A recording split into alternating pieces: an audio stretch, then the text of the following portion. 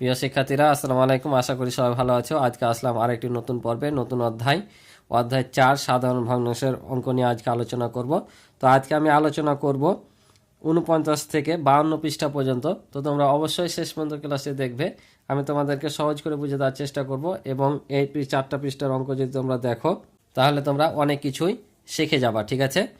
তো এটা হচ্ছে সাধারণ ভগ্নাংশ। এর পরের অধ্যায় আছে দশমিক ভগ্নাংশ।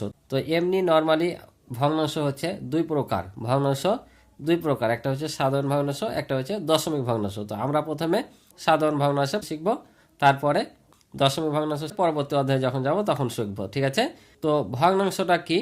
ভগ্নাংশটা হচ্ছে কোনো সংখ্যার ভাঙা অংশকে ভগ্নাংশ বলে। কি বললাম?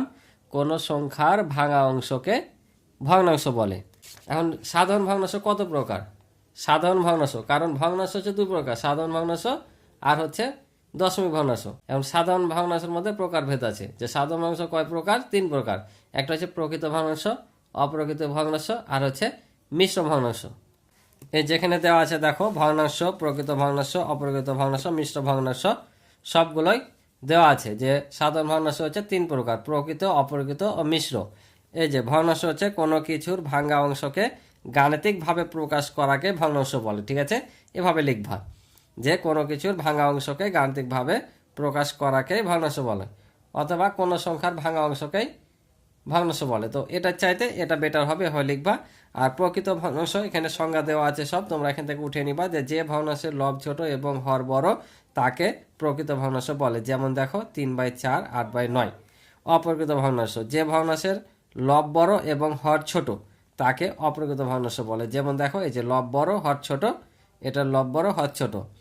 তো এই ভগ্নাংশ যে আমরা লিখি, এই উপরেরটাকে বলে লব আর নিচেরটাকে বলে হর, ঠিক আছে? উপরেরটা লব আর নিচেরটা হচ্ছে হর। মিশ্র ভগ্নাংশ কি? একটি পূর্ণ সংখ্যার সাথে একটি প্রকৃত ভগ্নাংশ যুক্ত থাকলে তাকে মিশ্র ভগ্নাংশ বলে। যেমন এটা দেখো, একটা পূর্ণ সংখ্যা। পূর্ণ সংখ্যা বলতে কি? 1, 2, 3, 10, 15 এগুলো হচ্ছে পূর্ণ সংখ্যা। তাহলে এই পূর্ণ সংখ্যার সাথে এরকম একটা তোমার প্রকৃত ভগ্নাংশ যুক্ত থাকবে, তাহলে সেটা হচ্ছে মিশ্র ভগ্নাংশ। যেমন এই যে দেওয়া আছে দেখো, 2 পূর্ণ 3/4, 4 পূর্ণ 8/9, এগুলো হচ্ছে মিশ্র ভগ্নাংশ। তাহলে বুঝতে পারলা, ভগ্নাংশ দেওয়া আছে প্রকৃত ভগ্নাংশ, অপ্রকৃত ভগ্নাংশ, মিশ্র ভগ্নাংশ। তোমাদের পরীক্ষায় আসলে এভাবে সংজ্ঞা দেখবা, কারণ তোমাদের কিন্তু পরীক্ষায় টিক চিহ্ন এবং সংক্ষিপ্ত প্রশ্ন আসবে, ঠিক আছে? তো তোমরা এভাবে লিখবা, ঠিক আছে? তাহলে তোমরা আশা করি যে ভগ্নাংশ সম্পর্কে ধারণা পেয়েছো। তো চলো এখন আমরা গাণিতিক অঙ্কে সরাসরি যাব। তো এখানে 4টা পৃষ্ঠায় কিন্তু 4 রকম নিয়মের অঙ্ক দেওয়া আছে। তো তোমরা অবশ্যই মনোযোগ দিয়ে দেখবা, তাহলে তোমরা নিয়মগুলো জানতে পারবা। তো এখানে প্রথমেই বলছে দেখো, আমি এগুলো তোমাদেরকে বুঝিয়ে দিব যে মিশ্র ভগ্নাংশগুলোকে অপ্রকৃত ভগ্নাংশে রূপান্তর করি। এটা একটা মিশ্র ভগ্নাংশ, এটা অপ্রকৃত ভগ্নাংশ প্রকাশ কিভাবে করব? তো এটা একটা নিয়ম আছে, যে এই যে এটা হচ্ছে পূর্ণ সংখ্যা আর এটা হচ্ছে হর। যখন আমরা এই মিশ্র ভগ্নাংশকে অপ্রকৃত ভগ্নাংশে প্রকাশ করব, তখন এই পূর্ণ সংখ্যার সাথে হরটা গুণ করতে হয়। কি বললাম? পূর্ণ সংখ্যার সাথে হর গুণ করে যে গুণফলটা পাবো, গুণফলের সাথে এই লবটাকে যোগ করতে হবে। বুঝতে পারছো? এই পূর্ণ সংখ্যার সাথে হর গুণ করে গুণফলের সাথে লব যোগ করলে আমরা অপ্রকৃত ভগ্নাংশের প্রকাশটা পেয়ে যাব। কিভাবে? দেখো এখানে হর, দেখো হর যা আছে তাই থাকবে, হরের কিন্তু চেঞ্জ হবে না, ঠিক আছে? তাহলে এখন কি বললাম? এই যে এই পূর্ণ সংখ্যার সাথে এই হর গুণ, অর্থাৎ 1-এর সাথে 3 গুণ, তাহলে এখানে হবে 1 আর এখানে হবে 3। আর এই যে লব 2 আছে, এই দুইটা গুণফলের সাথে কি হবে? অর্থাৎ এই গুণফলের সাথে যোগ হয়ে যাবে, যে যোগ চিহ্ন দেওয়া আছে, বুঝতে পারছো? তাহলে এখন যদি আমরা গুণ করি, তাহলে 3-1-কে 3 আর 2 যোগ করলে কত? 5, আর নিচে 3 আছে, 3ই থাকবে। তাহলে বুঝতে পারছো যে কিভাবে মিশ্র ভগ্নাংশ থেকে অপ্রকৃত ভগ্নাংশে যাব। এটাও তাই, দেখো নিচে 5, 5ই থাকবে, তাহলে এটা 3 বসবে এখানে, এই 5টা বসবে এখানে, কারণ 3 গুণিত 5 আর এই 3 হবে যোগ, তাহলে 3-5-এ 15 আর 3 হচ্ছে 18, আর এই 5টা এখানে বসে যাবে। আশা করি বুঝতে পারছো। তারপরে দেখো এখানে বলছে যে রং করি এবং খালি ঘর পূরণ করি, অর্থাৎ এটা একরকম পাইলা মিশ্র ভগ্নাংশকে অপ্রকৃত করার। এটা কিন্তু আর একটা নিয়ম, যে ফাঁকা ঘর রং করে। কিভাবে? এখানে দেখো 1 পূর্ণ 2/3 আছে, তাই কি না? তো এই 0 থেকে 1 পর্যন্ত বুঝাচ্ছে যে 3টা ঘর, এখান থেকে আবার বুঝাচ্ছে 3টা, এখান থেকে 3টা, ঠিক আছে? তো এখানে হর যত থাকবে আর এখানে যত থাকবে, অর্থাৎ এখানে 1 আছে, এখানে 3 আছে, তাহলে আমরা এখানে 3 ঘর একবার যাব। কি বললাম, এখানে 1 আছে, আমরা এখানে 3টা ঘর রং করব। অর্থাৎ এখানে তো রং করছি না, আমি এভাবে দাগ দিচ্ছি, ঠিক আছে। দাগ দিলাম, তাহলে কয়টা দাগ দিব, 3টা। কয়বার দিব, এখানে যত থাকবে ততবার, বুঝতে পারছো। তো এখানে হর আছে 3বার দাগ দিব।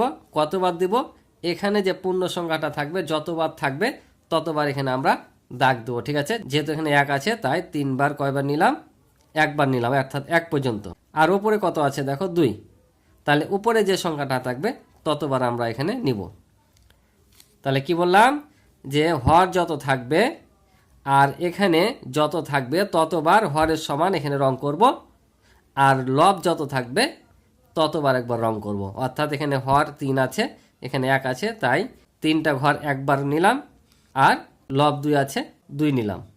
তাহলে এখন দেখো টোটাল ঘর কত হয়েছে, 1 2 3 4 5, 5টা না, তার মানে আমাদের এখানে হবে 5, আর এখানে 3 আছে, 3ই থাকবে।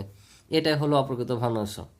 এটা দেখো, তাহলে আরও ক্লিয়ার হয়ে যাবে। তাহলে এখানে দেখো 5 আছে আর এখানে 3 আছে, তাহলে এখানে আমরা 5 কয়বার রং করব, 3বার, ঠিক আছে। তাহলে 3বার যদি 5 রং করি, তাহলে এই যে এখান পর্যন্ত একবার, মানে 5টা ঘর, আবার এখান থেকে এখান পর্যন্ত কত, 5টা, এটা থেকে এ পর্যন্ত আবার 5টা। তাহলে আমরা যদি এগুলো সব পূরণ করে দিই তাহলে কত ঘর হলো, দেখো 15টা, তাই কি না। আর এখানে দেখো কত আছে, 3, তাহলে এখন আবার কয় ঘর কাটবো, 3টা, 1 2 3। এখন আমরা দেখব যে টোটাল কত ঘর হচ্ছে। তাহলে এখান থেকে 5, তাহলে 5 10 15, টোটাল হলো 18। তাহলে আমাদের এখানে হবে 18, আর এখানে 5 আছে, 5। এভাবে তোমরা ঘর রং করার মাধ্যমে করতে পারবা, যে এখানে হর যা থাকবে আর এখানে যে পূর্ণ সংখ্যাটা থাকবে ততবার এখানে হরের সমান রং করবা, আর লব যত থাকবে তত ঘর রং করবা। টোটাল কত ঘর হচ্ছে এখানে তোমরা বসিয়ে দিবা, আর নিচে হর যা আছে তাই। তাহলে এটা ছিল একরকম অপ্রকৃত ভগ্নাংশ করা, এটা একরকম। এখন দেখো নিচের অঙ্কগুলো বলছে অপ্রকৃত ভগ্নাংশে প্রকাশ করি। তাহলে আশা করি এলে তোমরা নিজেরা এখন পারবা। তারপরে তোমাদের বলে দিই কিভাবে করবা। তো দেখো তাহলে কিভাবে করবা।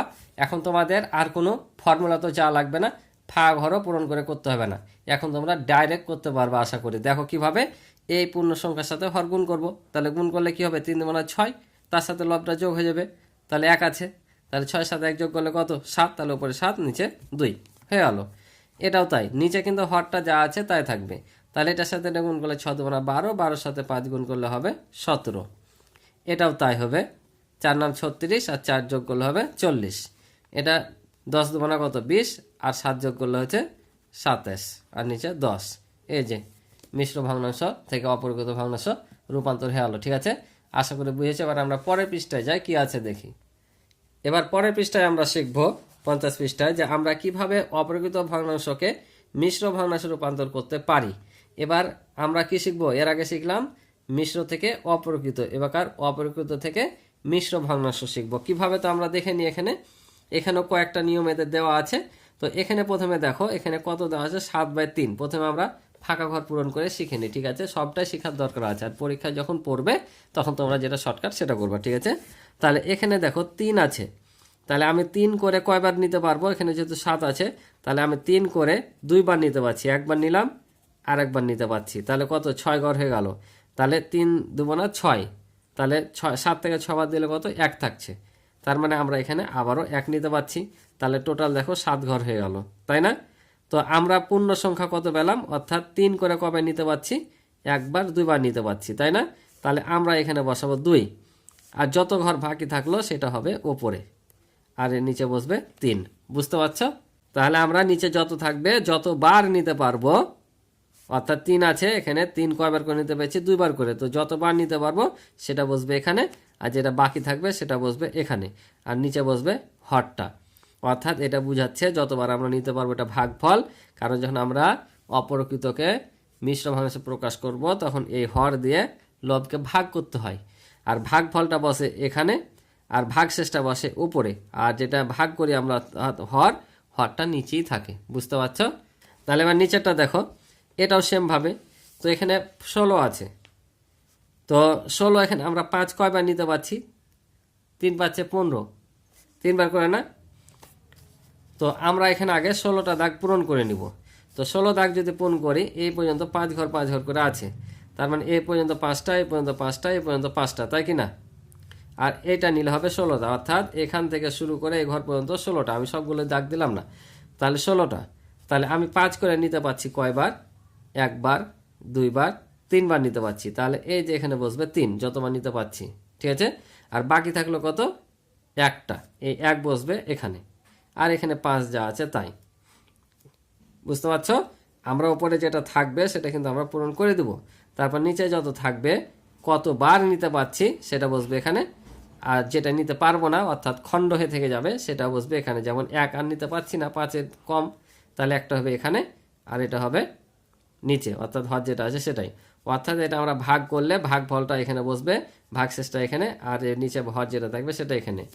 এখন আমরা এই যে এই অঙ্কটা তোমাদের করে দেখালে তোমরা আরও বুঝে যাবা। তো বলছি অপরকৃত ভগ্নাংশগুলোকে মিশ্র ভগ্নাংশে প্রকাশ করি। তো এটা মুখোমুখি করা যাবে, খাতায় করে করা যাবে। আমি দুভাবে তোমাদের শিখিয়ে দেবো যেন তোমরা টিক চিহ্ন করতে পারো, ঠিক আছে? জেনে দেখে দেখে তোমরা খাতা কলম ছাড়াই উত্তর দিতে পারো।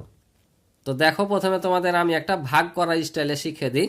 যে এই যখন অপরকৃত ভগ্নাংশের উপরে থাকবে লবটা বড়, তখন এই লবটাকে নিচের হর দিয়ে ভাগ করতে হয়। তখন এই হর হয়ে যায় ভাজক, আর এটা হয়ে যায় ভাজ্য। তাহলে আমরা যদি এখন ভাগ করি তাহলে কত হবে? 5 একে 5, তাহলে 7 থেকে 5 বাদ দিলে হবে কত? 2। তাহলে এই যে বললাম না যে ভাগফলটা এখানে থাকে, আর যে ভাগশেষটা সেটা হয় ওপরে, আর এই হরটা আছে নিচে। তার মানে আমরা এইটা সমান কি পাইলাম? এই যে 1/2/5। আবার যদি আমরা গুণ করে দেখো, 5 একে 5 আর 2 যোগ করলে হয় 7। অর্থাৎ এভাবে তোমরা ভাগ করে করতে পারবা। যখন বড় বড় অপরকৃত ভগ্নাংশ যোগ বিয়োগ করতে করতে থেকে যাবে, তখন তোমাদের এভাবে ভাগ করে বের করতে হবে। তখন কিন্তু আর বড় বড়গুলো মুখে করতে পারবে না, কাজে এভাবে শিখে থাকা ভালো। আর এখন যেহেতু এটা তোমাদের শর্টকাটভাবে করতে দিয়েছে, তো আমি তোমাদের শর্টকাটে একটা শিখিয়ে দিই। যেমন 2 নাম্বার দেখো এটা আছে, তাই কি না? তো আমরা যদি নর্মালি দেখো 4 দিয়ে 8কে ভাগ করা যায় না? অবশ্যই যায়। কত হয়? 4 দুগুণা 8। যদি ভাগও করো এটাও, তো দেখো 4 দুগুণা 8, ঠিক আছে না? মিলে যাচ্ছে। তার মানে এটা সমান আমরা কি পাবো? সরাসরি 2 পাবো। বুঝতে পারছ? কারণ এটা কিন্তু ভগ্নাংশ থাকবে না। এটা আর এটা কিন্তু দুটাই কি সংখ্যা? বিভাজ্য সংখ্যা। অর্থাৎ 8-এর গুণনীয়ক হচ্ছে 4। 4 দিয়ে কিন্তু 8 নিঃশেষে বিভাজ্য, তাই 4 দিয়ে যদি 8কে ভাগ করি ভাগফল 2 পাবো। এটা কোনো ভগ্নাংশ না, পূর্ণ সংখ্যা থেকে যাচ্ছে। তারপরে যদি আমি 3 নাম্বারটা করি, তাহলে 22/7 আছে। তো এটা মুখোমুখি যদি করো কীভাবে হবে দেখো, একটা মুখোমুখি শিখো যেন টিক চিহ্ন পারো। তাহলে এখানে দেখো 7-এর নামটা পড়বা এই 22 পর্যন্ত, অর্থাৎ 7-এর ঘরের নামটা 22 পর্যন্ত পড়তে পড়তে যাবা। তাহলে কত হবে? 7 থেকে 7, 7 দুগুণে 14, 3 7 21, 4 7 28, বেশি যাচ্ছে। তাহলে 3 7 21 পর্যন্ত যেতে পারছি, তাহলে আমরা এখানে 3 নিয়ে নেব। তো 22 থেকে যদি এখন 21 বাদ দিই তাহলে কত হয়? 1 থাকে, ওই 1টা বসবে উপরে, আর এই 7 নিচে বসবে। বুঝতে পারছ? এভাবে কিন্তু প্রত্যেকটা অঙ্ক এখন তোমরা মুখে মুখে করে নিতে পারবা। বুঝতে পারছ? পরেরটা যদি তোমরা করো 4 নাম্বারটা, এটা আছে কিনা? মুখে মুখে হয়ে যাবে। দেখো 4 8 কত? 32, 5 8 40, বেশি যাচ্ছে। তাহলে 4 8 32, 4 নিলাম এখানে, আর নিচে তো যেটা আছে সেটা থাকবে। এখন 35 থেকে 32 বাদ দিলে যেটা থাকবে সেটা উপরে বসে যাবে, 3 হবে। 35 থেকে 32 বাদ দিলে 3। কারণ দেখো এটা গুণ করলে কত হবে? 4 8 32, আর 3 যোগ করলে হয় 35। তোমরা ভাগ করে করতে পারবা, আবার যদি মুখে মুখে করতে পারো সেটাও কিন্তু হয়ে যাবে। যেমন এখানে 40 আছে, এটা দেখো 40 কিন্তু 10 দ্বারা বিভাজ্য। তো 10 একে 10, 4 10 হয় 40। এ 10 দিয়ে কিন্তু 40 নিঃশেষে বিভাজ্য, তাই ভাগ করা যায়। এটাকে বলে কিন্তু লঘিষ্ঠকরণ করা। ঠিক আছে? তোমরা 52 পৃষ্ঠাতে পাবা লঘিষ্ঠকরণ করো। আর এখানে যদি ভাগ যায় ভাগ করে দেবে। আমরা যদি ভাগও করতাম কত হতো? 4 10 40, তার মানে ভাগফল কত? 4। তাহলে এখানে বসবে তোমার 4। বুঝতে পারছো? তাহলে অপরকৃত ভগ্নাংশকে মিশ্র ভগ্নাংশ যখন করবা তখন এমনও আসতে পারে, পূর্ণ সংখ্যা আসতে পারে। যেমন আমরা 2টা পূর্ণ সংখ্যা পেলাম। বুঝতে পারছো? আশা করি বুঝেছো। এবার আমরা আসি 51 পৃষ্ঠায়। তো 51 পৃষ্ঠার অঙ্ক হচ্ছে যে সমতুল ভগ্নাংশ নির্ণয় করা। বলছে যে 1/3-এর সমতুল ভগ্নাংশ কিভাবে তৈরি করা যায়। অর্থাৎ এই পৃষ্ঠার নিয়ম হচ্ছে যে সমতুল ভগ্নাংশ কিভাবে তৈরি করা যায়। সমতুল ভগ্নাংশ মানে কি? সমতুল ভগ্নাংশ হচ্ছে যে ভগ্নাংশের লব ও হরকে শূন্য ব্যতীত যে কোনো সংখ্যা দ্বারা গুণ ভাগ করলে মানের কোনো পরিবর্তন হয় না, সেটা হচ্ছে সমতুল ভগ্নাংশ। কি বললাম? লব এবং হরকে শূন্য ব্যতীত যে কোনো সংখ্যা দ্বারা গুণ বা ভাগ করলে মানের কোনো পরিবর্তন হয় না, বা যে ভগ্নাংশ পাওয়া যায় সেটাই হচ্ছে সমতুল ভগ্নাংশ। এই যে লেখা আছে কোনো ভগ্নাংশের হর এবং লবকে একই সংখ্যা দ্বারা গুণ করলে ওই ভগ্নাংশের সমতুল ভগ্নাংশ পাওয়া যায়। অর্থাৎ লব ও হরকে শূন্য ব্যতীত যে কোনো সংখ্যা দ্বারা গুণ বা ভাগ করলে যে মানটা পাওয়া যায় সেটা হচ্ছে সমতুল ভগ্নাংশ। এখন বলছে এত এর 4টি সমতুল ভগ্নাংশ লিখি। 4টি সমতুল ভগ্নাংশ কেমন? এখানে তো একটা দেওয়া আছে, এখন এটা লব ও হরকে 2 দিয়ে গুণ করো। তো 2 দিয়ে যদি গুণ করি তাহলে কত হবে? 3 দুগুণা 6, আর নিচে হবে 2 দিয়ে গুণ করলে 4 দুগুণা 8, একটা পেয়ে গেলাম। এবার 3 দিয়ে গুণ করো, 3 তিরিকে 9 আর 3 আটে 24। এবার 4 দিয়ে গুণ করো, 3 4 12 আর 4 আটে 32। এটাকে আবার 5 দিয়ে গুণ করো, 3 5 15 আর 5 আটে 40। কথার কথা এগুলোকে যদি আমি আবার কাটাকাটি করে ছোট করি তাহলে এটা কত হবে? 5 দিয়ে বিভাজ্য, তাহলে কত হবে? 3 5 15 আর এটা 5 8 40। তাহলে দেখো আমরা আবার কি পাবো? 3/8 পাবো। তাহলে আমরা এটাকে লব হরকে একরকম সংখ্যা দ্বারা গুণ করে যেটা পাইলাম এটা হচ্ছে, অর্থাৎ এই 4টাই হচ্ছে 3/8 সমতুল ভগ্নাংশ। আবার এটাকে কাটাকাটি করে যদি আমরা আসি, অর্থাৎ ভাগ করি, এটাকে 5 দে এটাকে 5 দে, তাহলে আবার 3/8 পাচ্ছি। ওই জন্য বলছে লব ও হরকে শূন্য ব্যতীত যে কোনো সংখ্যা দ্বারা গুণ বা ভাগ করে যে ভগ্নাংশ পাওয়া যায় সেটা হচ্ছে সমতুল ভগ্নাংশ। বুঝতে পারছো? তাহলে হচ্ছে এত এর এত এত কিভাবে তৈরি করা যায় চিন্তা করি। তাহলে এটা কিভাবে তৈরি করা যাবে? এখানে 4/5 আছে, অর্থাৎ এটাকে যদি আমরা 2 দিয়ে ভাগ করি তাহলে কত? 4 দুগুণা 8, এটাকেও 2 দিয়ে ভাগ করলে 12 দুগুণা 24।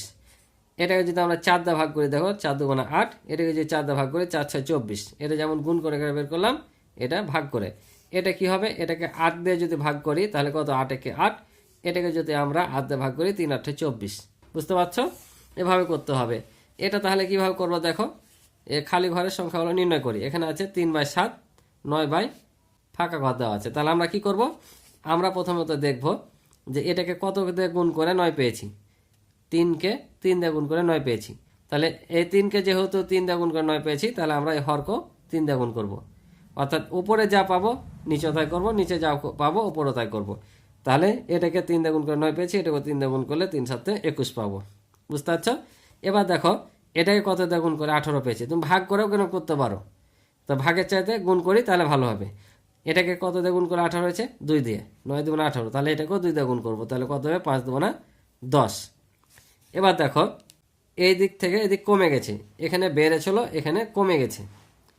তো কিভাবে কমলো দেখো, তো এখানে 7 আছে, তো 7কে কত দিয়ে ভাগ করলে 1 পাওয়া যায়? 7কে 7 দিয়ে ভাগ করলে 1 পাবো। তার মানে 7কে 7 দিয়ে ভাগ করে 1 পেয়েছি। তাহলে নিচেরটাকে এবার কি করব? ভাগ করব। এখানে যেমন নিচেরটা গুণ করে পেয়েছি, উপরেরটাও গুণ করলাম। এখানে দেখো এটাকে ভাগ করে পেয়েছি, নিচেরটাকেও ভাগ করব। কত দিয়ে? এটাকে যেহেতু 7 দিয়ে ভাগ করছি, এটাকেও 7 দিয়ে ভাগ করব। তাহলে 3 7 21। এবার দেখো এখানে আছে 36, এখানে আছে 9, তাহলে এখানে আছে 12। তাহলে 36কে কত দিয়ে ভাগ করে 12 পেয়েছি? 3 দিয়ে ভাগ করলে 36, 3 12 36, 3। তাহলে এটাকে আমরা 3 দিয়ে ভাগ করবো, 3 3কে 9। তাহলে আমাদের কিন্তু সমতুল ভগ্নাংশ নির্ণয় করা হয়ে গেল। তাহলে যখন ফাঁকা ঘর দিবে এভাবে করতে পারবো। আর একটা নিয়ম আছে করার, যখন আমরা এরকম অঙ্কে যাব তখন ওইটা নিয়ম শেখাবো। এখন তোমরা টিক চিহ্ন যেন করতে পারো বা শর্টকাটে উত্তর দিতে পারো সেটা শিখালাম, বা বড় অঙ্ক পড়লেও তোমরা এভাবে করতে পারবা। এবার আসি আমরা 52 পৃষ্ঠায়। তো 52 পৃষ্ঠার অঙ্ক হচ্ছে লঘিষ্ঠ আকারে প্রকাশ করি। লঘিষ্ঠ করা, এই যে আমি পূর্বের পৃষ্ঠাতে শিখালাম যে লঘিষ্ঠকরণ তোমাদের 52 পৃষ্ঠায় আছে। এই যে নিচের ভগ্নাংশগুলোকে লঘিষ্ঠ আকারে প্রকাশ করি। এখন লঘিষ্ঠ কি? লঘিষ্ঠ মানে হচ্ছে ছোট। লঘিষ্ঠ মানে হচ্ছে ছোট, অর্থাৎ এই ভগ্নাংশগুলোকে লব ও হরকে, অর্থাৎ এই ভগ্নাংশের লব ও হরকে এমন সংখ্যা দ্বারা ভাগ করব যেন সংখ্যা দুইটা একেবারে মৌলিক ভগ্নাংশে এসে পৌঁছায়। অর্থাৎ মৌলিক বলতে কি, উপরের সংখ্যাটা নিচের সংখ্যাটাকে আর কোন সংখ্যা দ্বারাই ভাগ করা যাবে না, এমন একটা সংখ্যা আমাদেরকে আসতে হবে। বুঝেছ? অর্থাৎ যতটা পারা যায় ছোট করা। এখন লঘিষ্ঠ মানেই ছোট করা, ঠিক আছে? তো কিভাবে করব? অর্থাৎ লব ও হরকে একই রকম সমজাতীয় সংখ্যা দ্বারা ভাগ করতে হবে। যেমন দেখো এখানে আমরা 6কে 3 দিয়ে ভাগ করা যায়, 12কে 3 দিয়ে ভাগ করা যায়, আবার 6কে 6 দিয়ে ভাগ করা যায়, 12কে 6 দিয়ে ভাগ করা যায়। অর্থাৎ এমন একই রকম সংখ্যা দ্বারা ভাগ করতে হবে। অর্থাৎ উভয়ের মধ্যে যে সাধারণ গুণনীয়কটা থাকবে সেই গুণনীয়ক দিয়ে ভাগ করে ভাগফলগুলো বসাতে হবে। যেমন এটা যদি আমি করি, এটাকে 6 দিয়ে ভাগ যায়, তাহলে 6কে 6, আর এটা হবে 6 দুগুণা 12। তাহলে কত পাবো? উপরে 1 নিচে 2। এটাই হয়ে গেল আমাদের লঘিষ্ঠ। বুঝেছ? এটা যদি আমি করি তাহলে দেখো এটাই কত দিয়ে যায়, এটাকে 7 দিয়ে যায়, এটাকে 7 দিয়ে যায়, কারণ 14-র মধ্যে 7 আছে, আবার 21-এর মধ্যেও 7 আছে গুণনীয়ক, ঠিক আছে। তাহলে এটা 7 দুগুণা 14, 3 7 21, তাহলে উপরে কত থাকলো 2 আর নিচে 3। এটা যদি করে দেখো 25 কিন্তু 5 দ্বারা বিভাজ্য, 30ও কিন্তু 5 দ্বারা বিভাজ্য, তাহলে 5 দিয়ে যদি কাটায় 5 5 25 আর 5 6 30, তার মানে কত পেলাম, উপরে 5 নিচে 6। এটাই কত দিয়ে যাবে, এটাই কিন্তু 2 দেওয়া যায়, 8 দেওয়া যায়। তুমি চাইলে একবার 2 দিয়ে করে আবার পরবর্তীতে করতে পারো, সরাসরি 8 দিয়েও করে দিতে পারো, ঠিক আছে। তো 2 দিয়ে যদি করে কীভাবে হবে, 8 দুগুণা 16, এখানে 8 পাবো, আর এটা হবে তোমার 28 দুগুণা 56, তখন আবার 8কে আর 28কে ভাঙতে হবে। তো একবারে যদি 8 দিয়ে আমরা করে দিই, তাহলে দেখো 8 দুগুণা 16 আর 7 8 56, তাহলে উপরে পাইলাম 2 আর নিচে 7।